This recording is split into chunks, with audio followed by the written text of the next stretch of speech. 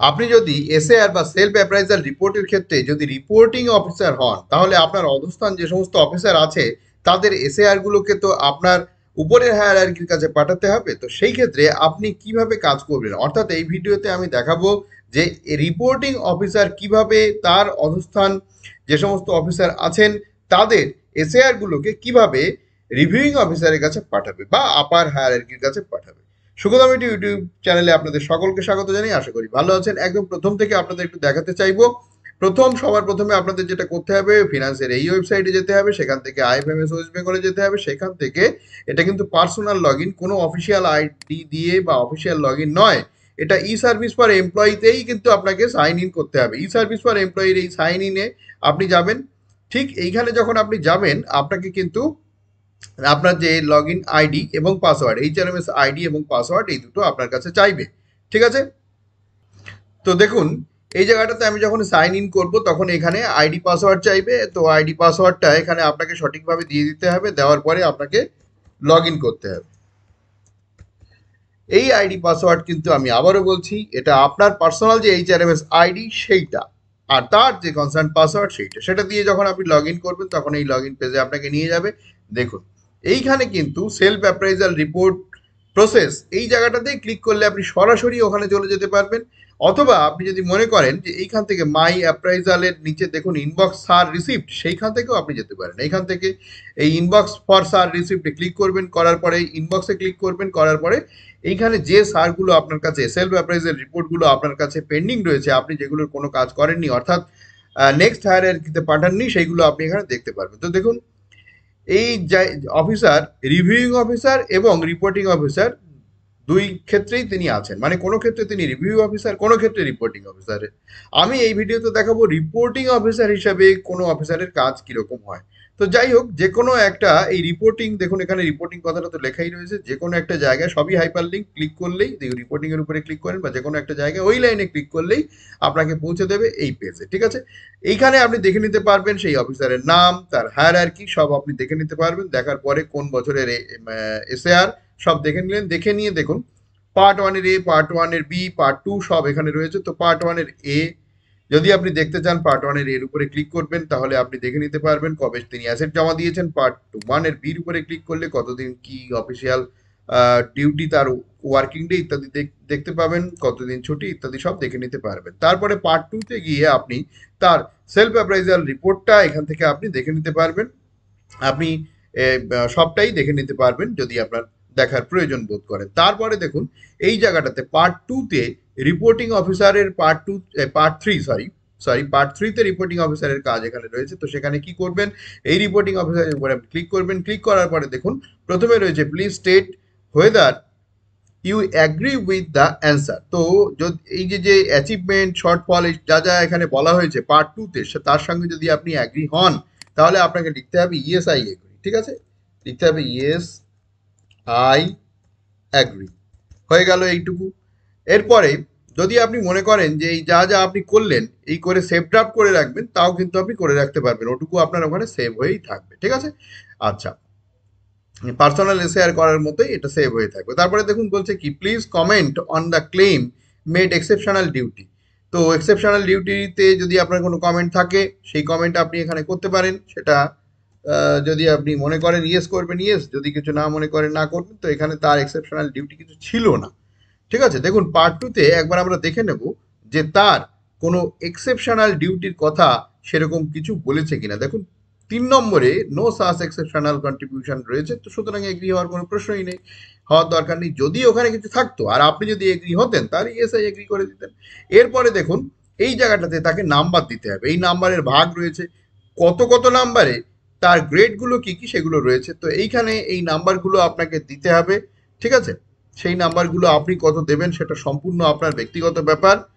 ঠিক আছে, এই নাম্বারগুলো আপনাকে দিতে হবে। তবে সাধারণত বেশিরভাগ ক্ষেত্রেই ভেরি গুড বা তার উপরে দিলে তার প্রমোশন বা অন্যান্য ক্যারিয়ার অ্যাডভান্সের ক্ষেত্রে সমস্যা হয় না।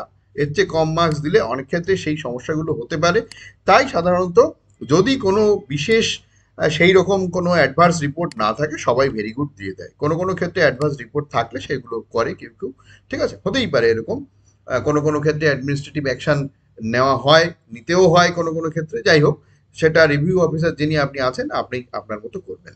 এরপর দেখুন এই জায়গাটাতে অনেকে ভুল করেন বা অন্যরকম কিছু লেখেন, একটা গতানুগতিক গদ লেখা আছে স্টেট হেলথ, হেলথ কেমন। তো এই জায়গাটাতে একটা গতানুগতিক বহু পুরনো লেখা সাউন্ড হেলথ, ঠিক আছে। এই কথাগুলো আগে আমরা যখন ম্যানুয়াল এসিআর করতাম, ম্যানুয়াল কনফিডেন্সিয়াল রিপোর্ট, সেইখানে আমরা এই কথাগুলো লিখতাম, ঠিক আছে। তো সাউন্ড হেলথ, তারপরে দেখুন ইন্টিগ্রিটি, ইন্টিগ্রিটির ক্ষেত্রেও ম্যানুয়ালের ক্ষেত্রে আমরা লিখতাম বিয়ন্ড ডাউট, ঠিক আছে। তো আমরা যখন এটা অনলাইনে করছি সেক্ষেত্রেও সেরকম আমরা করে দিতে পারি বিয়ন্ড ডাউট। তারপরে দেখুন pen picture of reporting authority, pen picture of reporting authority, এই অফিসারের ক্ষেত্রে রিপোর্টিং অথরিটি কি পেন পিকচারে একটা কিছু তাকে লিখতে হবে। তো এই ক্ষেত্রে দেখুন কি লিখবেন। তো এই ক্ষেত্রে আপনি আপনার মতো করে লিখবেন, ঠিক আছে।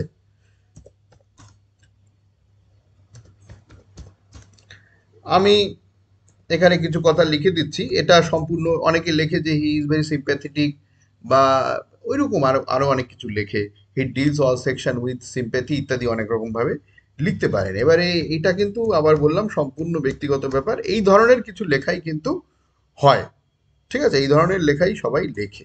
ওকে, তো এরকম ভাবে আপনি লিখে দেবেন আপনার কথা, তো এইরকম ভাবে মোটামুটি কিছু লিখে দেওয়া যেতে পারে, ঠিক আছে। লেখার পর তারপরে দেখুন do you agree self appraisal attendance, এখানে তো ইয়েস করাই রয়েছে, ঠিক আছে। তারপরে দেখুন এখানে যেটা করতে হবে সেটা হচ্ছে রিপোর্টিং অফিসার্স ডেজিগনেশন, এখান থেকে এলওবি থেকে সার্চ করতে হবে, ঠিক আছে। যখন এরকম দেখবেন আতস কাচের মতো চিহ্ন এলওবি, সেখানে আপনার টাইপ করার কিছু নেই, জাস্ট আপনাকে সার্চ করতে হবে। তো আমি এখানে সার্চে ক্লিক করলাম, একটু সময় নিচ্ছে, সময় কিন্তু এরকম নেয়। দেখুন এই পেজটা এখানে চলে এলো, এইবারে আপনাকে এখানে সার্চ করতে হবে। সার্চ করে কি বের করবেন সেটা হচ্ছে যে অফিসার, সেই অফিসারের ডেজিগনেশনটা আপনাকে এখান থেকে সার্চ করে বার করতে হবে। পেয়ে গেছি, এইখান থেকে ডেজিগনেশনটা আমি নিয়ে নিলাম, চেকবক্সে ক্লিক করে, করার পর দেখুন এখানে এটাকে সিলেক্ট অ্যান্ড ক্লোজ করলাম। তারপরে দেখুন office of the reporting officer, এগুলো 2 বছর আগে এরকম ছিল না, এখন এরকম এসছে। আগে লেভেল সিলেক্ট করতে হয়, দেখুন লেভেলটা আগে সিলেক্ট করতে হবে। তো ডিস্ট্রিক্ট লেভেল অফিসার তাহলে লেভেল 4 হবে, এটা আপনাদের একটু জেনে নিতে হবে। ডিপার্টমেন্ট হচ্ছে লেভেল 1, ডাইরেক্টরেট লেভেল 2, কমিশনারেট হচ্ছে regional office commissionerate level 3, district level হচ্ছে লেভেল 4, সাব ডিভিশন হচ্ছে লেভেল 5, ব্লক লেভেল হচ্ছে লেভেল 6, ঠিক আছে।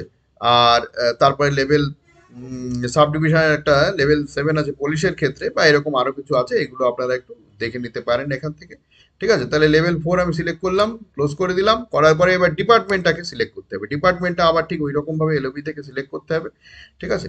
তো দেখুন এখান থেকে ডিপার্টমেন্টটা, এখান থেকে ডিপার্টমেন্টের যে প্রথম অধ্যক্ষ সেটা লিখলেই চলে আসে, এখান থেকে সিলেক্ট করে নিলাম। নেওয়ার পরে তারপরে ওই যে যে অফিস, এবার কিন্তু অফিসের যে কোড, সেই কোডটা দিয়ে যদি আমরা সার্চ করি তাহলে কিন্তু অনেক তাড়াতাড়ি আমরা পেয়ে যাব, নইলে এটা বেশ পেতে কষ্ট হয়। তো অফিসের যে কোড, সেই কোড দিয়ে সার্চ করবেন আপনারা, ঠিক আছে। তাহলে দেখবেন অনেক তাড়াতাড়ি আপনারা পেয়ে যাবেন অফিসের যে এইচও কোড।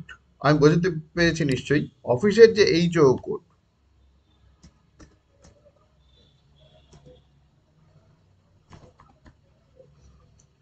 তো অফিসের এইচও কোডটা টাইপ করলাম, টাইপ করলে এখানে চলে এলো, সেটা আমি এখান থেকে নিয়ে নিলাম, আবার করে দিলাম। দেখুন হয়ে গেল। হওয়ার পরে এখান থেকে আপনি সেভ ড্রাফট যদি করেন, ওইখানে সেভ ড্রাফট হয়ে থাকবে, সেভ অ্যান্ড ফরওয়ার্ড করলে ডাইরেক্ট হায়ারার্কির কাছে চলে যাবে। যদি আপনার মনে হয় রিভিশনের জন্য পাঠাবেন, সেন্ড ব্যাক ফর রিভিশনে পাঠাতে পারেন। যদি রিজেক্ট করতে ইচ্ছা হয় রিজেক্ট করে দিতে পারেন, ঠিক আছে, যা আপনার মনে হবে করবেন। তো আমি এখানে এটাকে জাস্ট সেভ অ্যান্ড ফরওয়ার্ড করে দিচ্ছি, সেভ অ্যান্ড ফরওয়ার্ড জয়ই করে দেবো, সেই হচ্ছে এটা। দেখুন এখানে আর থাকছে না, এটা চলে গেল নেক্সট হায়ারার্কির কাছে, ঠিক আছে। তাহলে এইরকম ভাবে রিপোর্টিং অফিসার আপনি যদি হন, তাহলে এইরকম ভাবে কিন্তু আপনি রিপোর্টিং অফিসারের কাজটা করতে পারবেন। ভিডিওটা ভালো লাগলে লাইক করবেন, শেয়ার করে দেবেন যাতে এই ধরনের ভিডিওর প্রয়োজন আছে, এবং চ্যানেলে যদি আপনি নতুন হয়ে থাকেন প্লিজ চ্যানেলটাকে সাবস্ক্রাইব করে নিন, যাতে এই ধরনের রেয়ার ভিডিওর নোটিফিকেশন সবার আগে আপনার কাছে পৌঁছে যায়। ভালো থাকবেন, দেখা হবে পরের ভিডিও।